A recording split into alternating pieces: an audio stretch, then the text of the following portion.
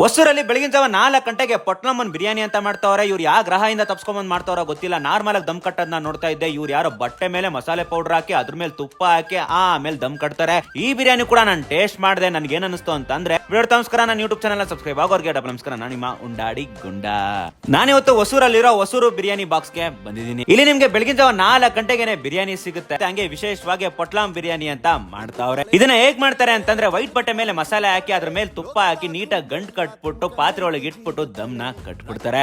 ಅದಾಗ್ತಿದ್ದಂಗೆ ಪಾತ್ರೆ ತೆಗೆದು ದಮ್ನ ತೆಗೆದು ಹಿಂಡದ ಮೇಲೆ ಮಸಾಲೆ ಎಲ್ಲ ನೀಟಾಗಿ ಪಾತ್ರೆ ಒಳಗೆ ಇಳಿದಿರುತ್ತೆ. ನನಗೂ ಕುತೂಹಲ ಆಯ್ತು ಟೇಸ್ಟ್ ಹೇಗಿರುತ್ತೆ ಅಂತ. ರೆಡಿ ಆಗ್ತಿದ್ದಂಗೆ ಟೇಬಲ್ ಗೆ ತರಿಸ್ಕೊಂಡು ಟೇಸ್ಟ್ ಮಾಡಿದೆ. ಮಟನ್ ಪೀಸಸ್ ಅಂತೂ ಸಕ್ಕತ್ತಾಗಿ ಬೆಂದಿತ್ತು. ಇನ್ನ ರೈಸ್ ಕಡೆ ಹೋದ್ರೆ ನಿಮ್ಗೆ ಸ್ಟಾರ್ಟಿಂಗ್ ಅಲ್ಲಿ ಆ ಮಸಾಲೆ ಫ್ಲೇವರ್ ಗೊತ್ತಾಗಲ್ಲ. ಹೋಗ್ತಾ ಹೋಗ್ತಾ ಹೋಗ್ತಾ ಲೈಟ್ ಆಗಿ ಸ್ಪೈಸಿ ಮತ್ತೆ ಆ ಫ್ಲೇವರ್ ಜಾಸ್ತಿ ಆಗ್ತಾ ಹೋಗುತ್ತೆ. ಟೇಸ್ಟ್ ಮಾತ್ರ ಅದ್ಭುತವಾಗಿತ್ತು. ನಂಗೆ ಪಟ್ನಾಮ್ ಬಿರಿಯಾನಿ ಸಖತ್ ಇಷ್ಟ ಆಯ್ತು. ನೀವು ಕೂಡ ಟ್ರೈ ಮಾಡ್ಬೇಕು ಅಂತ ಇದ್ರೆ ಹೊಸೂರ್ಗೆ 4 ಗಂಟೆಗೆ ಹೋಗಿ ಬಿರಿಯಾನಿ